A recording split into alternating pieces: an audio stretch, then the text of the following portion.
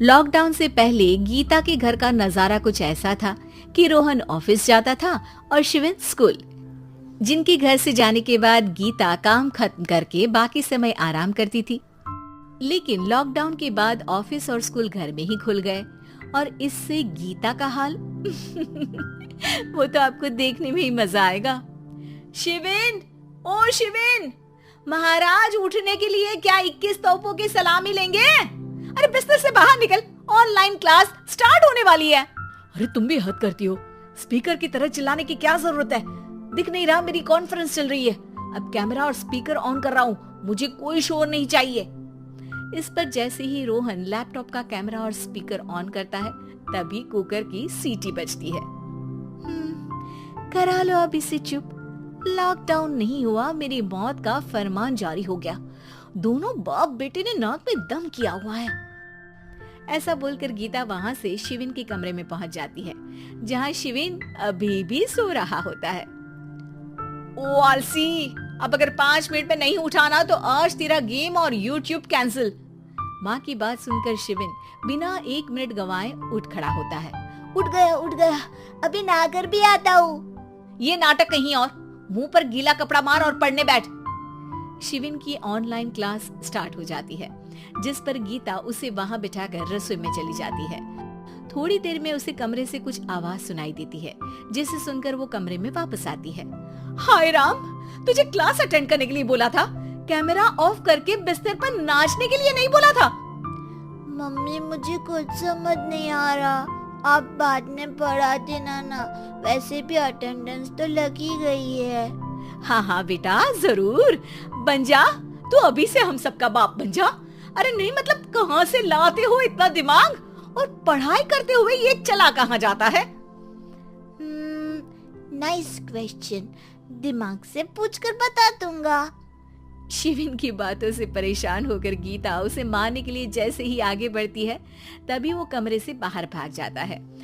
अब शिविन आगे आगे और गीता हाथ में चप्पल पकड़े उसके पीछे पीछे पूरे घर में दोनों घूम रहे होते हैं। इसी बीच वो रोहन के पास पहुंच जाता है और शिविन को मारने वाली चप्पल रोहन के लैपटॉप पर जाकर गिरती है। ओए माँ! मम्मी, अब पापा को चप्पल मार रही हो? वो आज तक के रिपोर्टर, चुपचाप जाकर क्लास अटेंड कर ले, नहीं तो अगली तेरे पीछे लगेगी।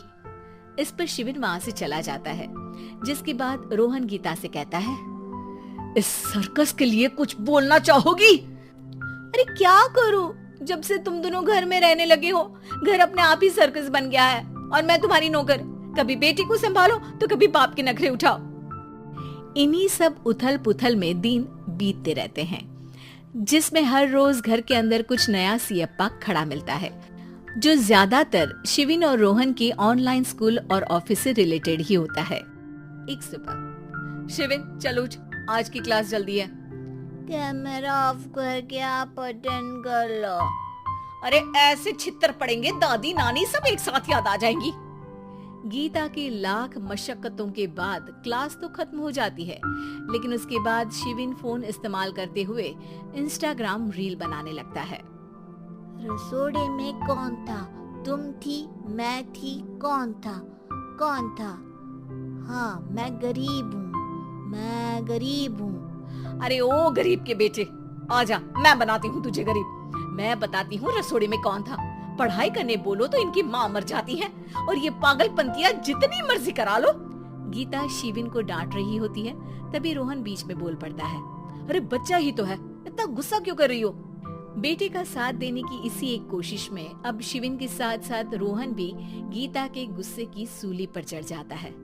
अगर बेटे पर इतना ही प्यार आ रहा है तो इसे क्लास अटेंड क्यों नहीं कराते, इसका होमवर्क क्यों नहीं कराते? उस समय तो बहुत जल्दी मीटिंग आ जाती है, वो काम मैं करूँ और यहाँ इस बेफिजुली की चीज में तरफदारी करके बन जाओ महान।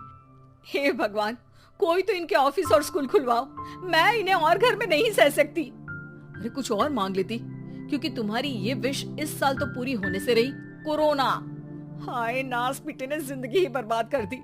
खाए कोई पचाए कोई, कल मुझे चुन चुन कर सबको मेरी बद्दुआ लगेगी।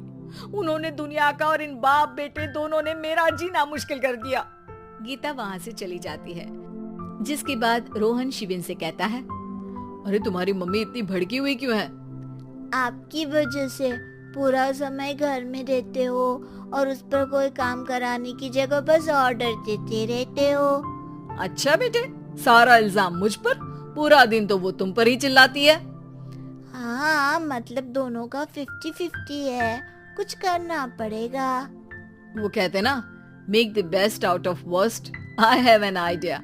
वैसे तुम्हारी माँ सही कहती है, बहुत जुबान चलाने लगे हो, कम बोला करो।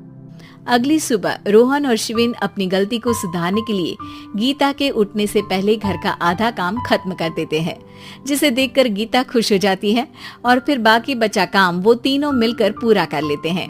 जिसके बाद अब वो सब मिल बांट कर हर काम में एक दूसरे की मदद करते हुए लॉकडाउन का मजा लेने लगते हैं।